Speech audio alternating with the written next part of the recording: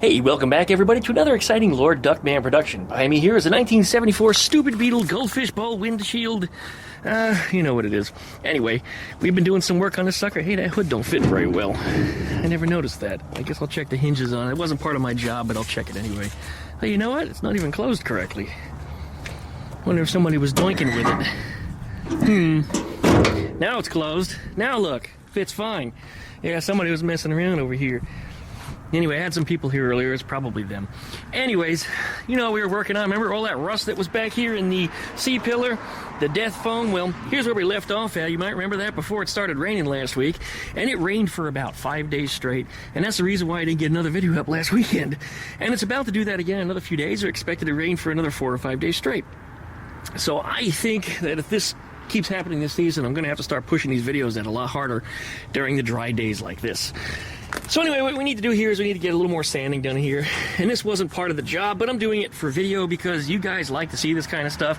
And every time I leave something in a condition that the person who owns the car is actually wanting it in, my YouTube always fills up with a bunch of comments that say, why didn't you do more? Well, the answer is because I wasn't contracted to. And again, I wasn't contracted to, but this time I'm showing off. So anyway, that's what we got over here. I'm expecting the blue 1974 stupid Beetle that was before this one, that baby blue or slate kind of baby blue one that was here, to come back with some issues. None of the lights are working on it. The horn's not working on it, turn signals don't work on it, and it's not starting from the key anymore. So I said, maybe it's key switch. I mean, I don't know, just for everything to go out all of a sudden, what else does it go through? One major component, and that's, well, the ignition switch. So when that gets here, we'll certainly get a look at that. Anyways, we're going to take a break for a moment, so licky, likey, comment, and subscribe. Don't forget to plug that dingle bell so you get updates every time I upload a video. Check out Duck Shit down there for all my different social media links, and we'll be back right after that intro. Thanks for watching.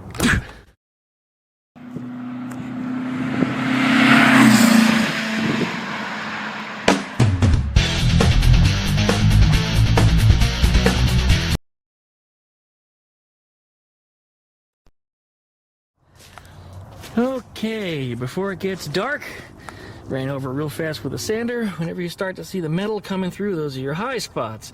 And Earl will tell you himself that you want to work everything off your high spots. You don't want to keep sanding here because what will happen is you end up with low spots next to your high spots because you keep taking off material. So anyway, I got a little mineral spirits here. I'm going to give this a wipe down, and I'm going to give it another light coat of primer. Otherwise, primer did a pretty good job of filling a lot of little pinholes and stuff, but I sanded most of it off. This is not something I would normally have this kind of patience for, which is the reason why I outsourced Eleanor to Classic Car Creations instead of handling all the work myself. Because I don't have the patience for this shit. Yeah, I don't have the patience for this at all. There we go. I can't imagine doing a whole car. Earl, you are a saint, my friend. Yes. Okay. Here it is. Get out some primer, give it a spray, and I bet everything will flatten out and you guys will hardly notice any of the imperfections because, well, there aren't going to be a whole lot. We're back. I wanted to put some primer on it, so I grabbed the only can that I happen to have left of dark gray primer, and it sprayed out black. I had to double check it to see if I was just using regular Rust-Oleum black, but no, it says dark gray primer. I don't know, guys. It is automotive though, and the stuff does sand off. I think. Maybe. Well, we'll let it dry. I mean, it looks like it's just black gloss Rust-Oleum. Could have been mislabeled, I suppose. Anyway, I guess we'll see. We'll let it dry. School bus! I'm gonna go have a walk around the yard. It's gonna be kind of a short video today. There's not a whole lot of daylight left. I was so busy this morning trying to get things together for customers. You know the way it goes. Like, I'm retired. I don't have a regular job anymore, but all of a sudden I got a bunch of web work, which is weird because I really haven't had any in the last couple of years. All of a sudden everybody wants something. I said, all right, well, that's what we're going to work on. Well, here's what we got. We got some trailing arms you remember I was doing for this Kandi cart. And you probably noticed that piece of all thread that's through it. And the reason why I did that is because I wanted everything to be straight and in line. So that way I can get the mounting tabs created for this here, so I can get this mounted on that. Now, it is flexible, but it's not moving a whole lot. And this piece of all thread is indeed straight. I rolled it on the garage floor and, you know, made sure that, of course, it was before I shoved it through where it's at. Anyway, that gives me an idea as to where I want to put that mounting point. These are the mounting points right here. We do know that this one lines up with the stock mounting point right there, and the new one needs to be there. So now I can easily take my measurements from under here, come up and over, figure out where my hole's going to be, and I want to slot it. So that way I can bring that arm forwards and back. And I'll probably put a little adjuster on there like you'd find on the wheel of a motorcycle, used for chain tension, which rather it'll be for alignment instead of chain tension on here. There will be a chain, but the chain will go to the center spool or center axle, if you will, because we'll have the two axles, the CV joints, then an axle that's in the middle that has a sprocket on it, and we'll have the brake rotor. That'll be the one that actually will be driven by the chain. So anyway, here's where we're at on this. I went over by D&D Cycles, which is not too far from here, and discovered they had these suckers brand new. I don't know if they're actually a dealer for them or if they want them in an auction or what the deal was, but it gave me the ability to look at them and figure out how some of these things work, look at what's missing from this thing. It was kind of a neat situation. Maybe I'll get over there someday soon and we'll have a walk around the shop, because part of the web work that I've been doing is actually for their parts inventory. They have a huge warehouse out back with just I mean, probably hundreds of thousands of dollars worth of used motorcycle salvage parts that are in there. And they needed them all categorized, listed on the internet, you know, yada, yada, yada. And I just happened to be the guy that created their last website for that. So anyway, we'll be talking more about them in the future, and we'll be demonstrating site. Hopefully after the first of the year sometime, we'll be launching it officially with all kinds of motorcycle parts. So if you're looking for some kind of rare, specific motorcycle part, and you're looking for a really good deal, that's certainly where you're going to check. Now, the website, like I said, is not launched yet, so I'm not sharing one. So don't ask. Anyway, it's coming soon. But that's a Kandi Spider. And, of course, I'm putting a whole lot of modifications on the rear suspension onto this, and rear engine, and just the whole works. Everything's changing on it. And, of course, for all my small engine needs, we would go directly to the HIPA Store. Ninjas, who is the HIPA Store? The HIPA Store is an online company that sells quality parts for all lawnmowers, chainsaws, and other outdoor power equipment, and even has some stuff for go-karts. Right now, the HIPA Store is giving away free goggles with sign-up.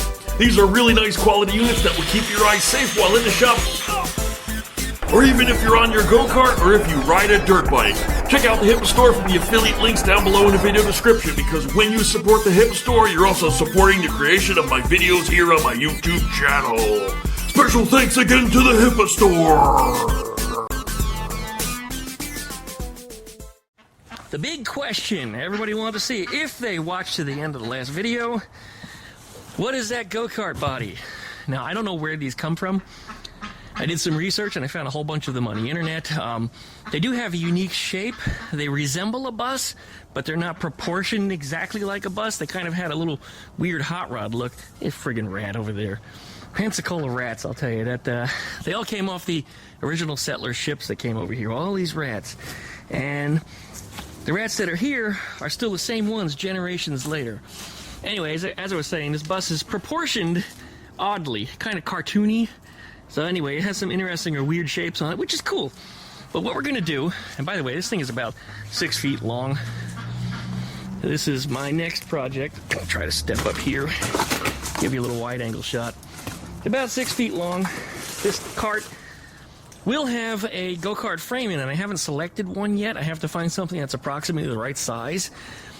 And between Wild Bill and I, we had a discussion as to what kind of engine we want to power it with. And you might have seen, if you watch Cars and Cameras, they found a 4-cylinder, flat 4, air-cooled Teledyne engine that's intended for some generators and such from the 90s. You can get surplus relatively cheap. And they're kind of large, being 500cc, but they make only about 6.5 horsepower. They can be tweaked to go a lot faster than that. But we want that flat 4 sound. Really, that's what we're going after more than anything else. It'd be nice to be able to look in the back and see a flat 4 engine that has that proper Boxster engine sound. And that's the goal. So we're really finding some kind of a, like I said, frame for it. I'll come up with a way to mount the engine. I'd like to mount it the Volkswagen way and not sideways like Cars and Cameras did. I'd also like this body to lift up or lift straight up, or somehow funny car it so you can get to the engine, work on things, modifications, whatever you need to do.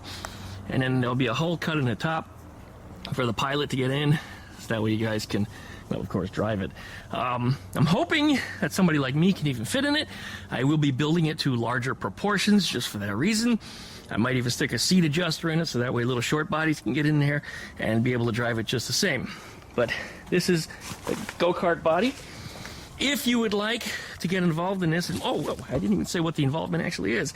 We're giving this away at our next car show in October of 2024. Now, rules are real simple. You must buy a raffle ticket. Raffle tickets, I believe, are going to be $10. You can look on our website, rareairvw.com. By the time you're watching this video, they'll already be listed up on the website. We won't be delivering this to you if you do win, but you don't have to be present either to win. Because if you make that purchase of a ticket digitally and online, you'll be able to be part of that raffle. And what all these tickets are going to be, they all turn into hard tickets after that, and they all get dropped into a basket, and it gets rotated, and then from which we'll pluck a ticket. 2 years ago, we did a scooter fender, a Volkswagen Beetle scooter fender thing. And last year we did a couple of electric bikes which weren't Volkswagen themed, so they weren't particularly popular. But then I had this idea with Wild Bill, and the two of us just went, yeah, that's what we need to do. That's what we need to do. Anyway, I have this old junky bumper here too, which I figured I can cut it down and make a proper bumper to fit it. I could polish up that chrome and just make it look nicer, make it look better anyway. I mean, this one's kind of beat. I have other options, but just laying it up there, I was like, this is a fiberglass body. If you crash it, you're going to chip huge chunks out of it. It definitely needs a bumper. So anyway, those are the bumper blades from just a stock Beetle, early stock Beetle. I figured I'd just lay them down and see if they work. So anyway, that's what that's all about. Again, check out rareairvw.com for more information. You can buy a ticket. Oh, one more thing. You notice it's sitting on a trailer. That's because this little go-kart is going to be coming with its own custom trailer built just for it. This trailer is way too big. This is a 4x8. I'm going to try to build like a little 3x4 kind of trailer that this thing can go up on top of, slide it into some little rails that'll lock it down, and make it, super simple and very specifically built for this project. So that's the goal on that. You'll be seeing more of this coming up. This YouTube channel will be the official build page for it. So everybody that's involved in rareairvw.com or anybody in our local club, if you want to watch more about it, just come on over here. And of course, for those of you that are interested in a raffle ticket and you want to be involved and you want to have the potential possibility to win this, hit up rareairvw.com and follow the links that you see up there to make the purchase. And hey, you can buy as many tickets as you want, but they are going to be limited and exclusive. I don't know what the limit is on it yet. Wild Bill are going to have the discussion, and we're going to figure out what they were. For the scooter fender, I think we had 500, and then for the bikes last year, we also had 500, and they sold out fast, really fast.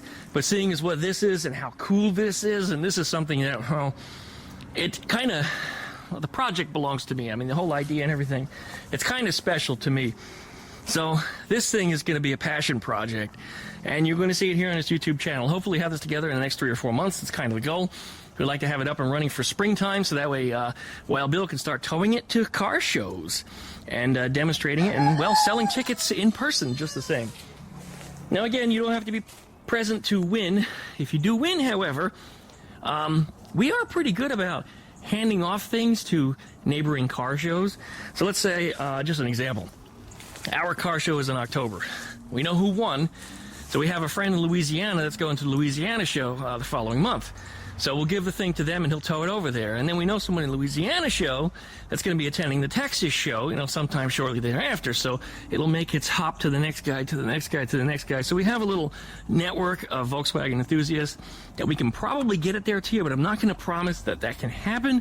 But I mean, it's not impossible either. And we did make that happen for some of our goodie bags and other swag that people have purchased but didn't make it to the show. So there are options. And the fact that it comes with a trailer really, really seals the deal on the thing.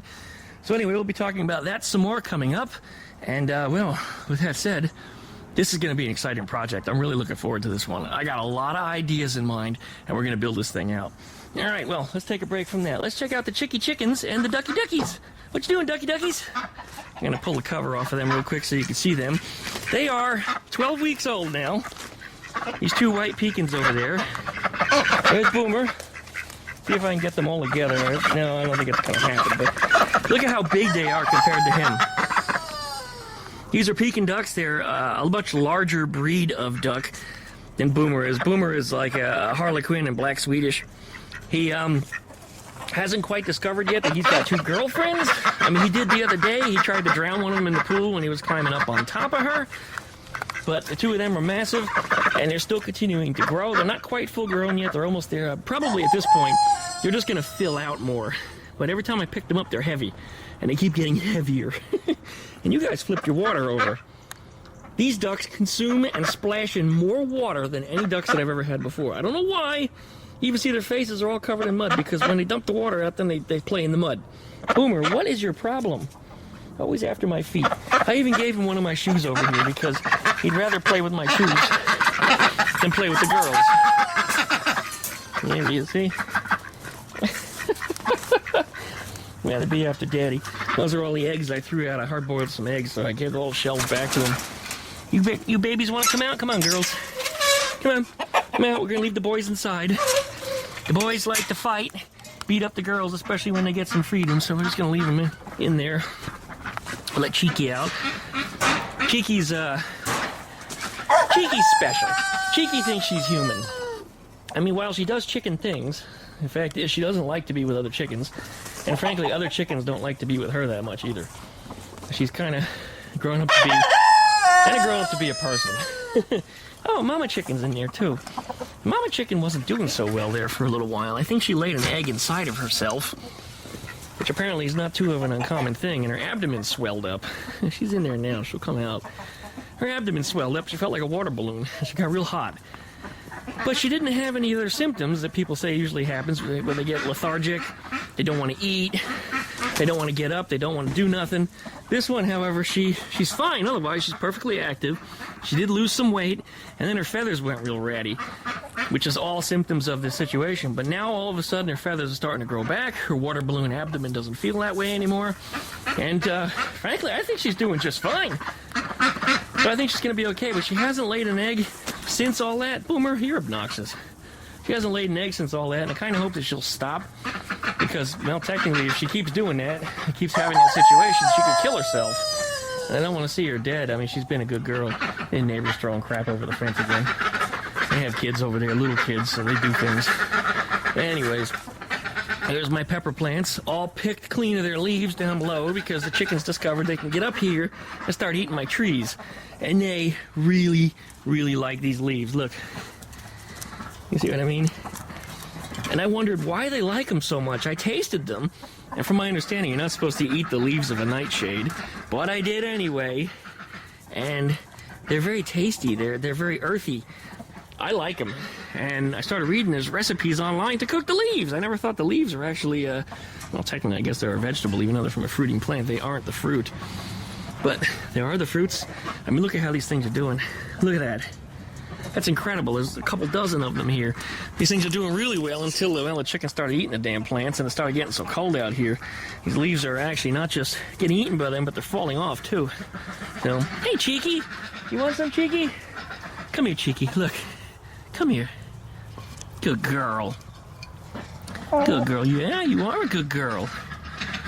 And then I got my little baby birdie inside the Eclipse one. He's I'm saying he. I'm still hoping for a she, but we don't know. We'll show the little one coming up here in just a minute, but I hear a pickup truck out front, and I'll bet you that Beetle is here, so we better go check. Shut up, Biddy. Oh, they found their pool. You know, I just put fresh water in that pool yesterday. Look at it. Looks like coffee. These ducks are the sloppiest, dirtiest ducks that I have ever had. These things are incredible. And yes, if you do notice, they do kind of follow Boomer around.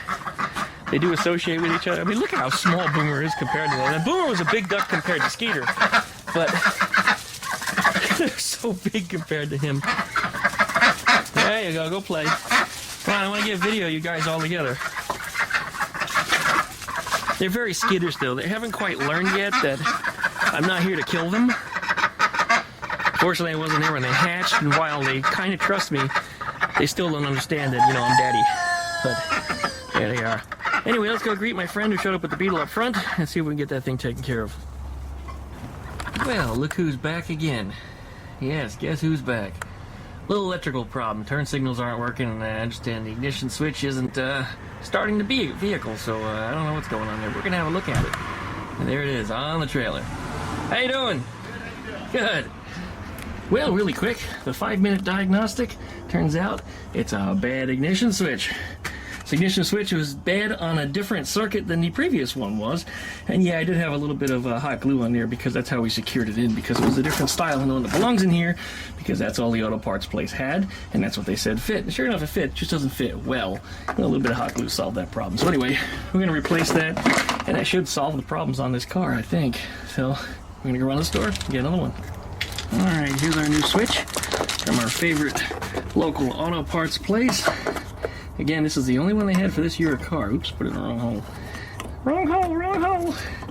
But this one does fit in a little differently. So what I've done, and what I will be doing, I should say, I think the switch is in the wrong position. Yeah, it is. But anyway, I'm going to get in here and fill this void with some hot glue, because that's what makes it fit better and stops it from falling out. So anyway, waiting for the hot glue gun to heat up, and then we'll get this put back in there. And I'll put it back in the car, and we'll call it done. Alright, when we were evaluating the ignition switch, we discovered that the starter wire underneath the back driver's seat, or left-hand side here in the States, the starter wire that was under there, we tried to short it directly to the battery, and it started in crank, which I thought was odd. But anyway, when I went to connect it, it made a spark, but would not do much else. It took a few tries, and it still didn't do anything else. So I went underneath at the starter, and I shorted out between the starter solenoid wire and the positive post, and it took about 3 tries, and suddenly the solenoid released. The sucker got stuck, and if a solenoid gets stuck, it could cause essentially a short circuit, and it'll cause the ignition switch to fry. And that sounds familiar with what we got going on here. Anyway, this is ready to go back in. I used the old trusty hot glue gun to fill that little void on there and get the sucker ready to go. So he's using my impact down here to put the wheel back on. As I went underneath the starter area, that's the best way to do it, is take off the right-hand rear wheel. Anyway, this sucker's ready to go back in. We'll throw it in there. All right. I think we're ready to go. Here he goes down the road. Bye-bye, stupid Beetle. That was the one that I fell in love with over the summer, you guys might remember, but anyway, it just had a bad ignition switch. As they were telling me lights and stuff weren't working, no turn signals. I didn't even have any lights on the dashboard. Replaced the ignition switch, and it all came back except for the left-hand turn signal in the back, and it turned out that was just a loose bulb. We did have a problem with brake lights, though, but that's a new thing. And I went and checked all the wiring on it, and wiring is good. So it looks like it's going to be switches. And that means not just one, but 2 switches, because, you know, they have 2 on that master cylinder. So anyway, we'll get them sorted out, but the fact is, that sucker is back up and running. I guess we're going to wrap up this video. It got dark out here quick. I don't like this time of year, that's for sure. But yeah, that turned out to be a really dark gray primer. That was not regular paint. And it did a pretty good job of coverage. I mean, look at that. Look along here, my sanding job looks pretty good. So, yeah, see, nice and smooth. A little bit of a rough spot right there, but I think that's just some lumps where the primer went on a little thick. So, light sanding, and that's done. Good. That squares up that one, so I guess this car is about done. We can get the sucker out of here. So anyway, I guess that's it for tonight. So, likey, comment, subscribe. Don't forget to plug that dingle bell so you get updates every time I upload a video. Check out DuckShit.net for all my different social media links. And we'll be back on the next one. Thanks, everyone, for watching. We'll see you then.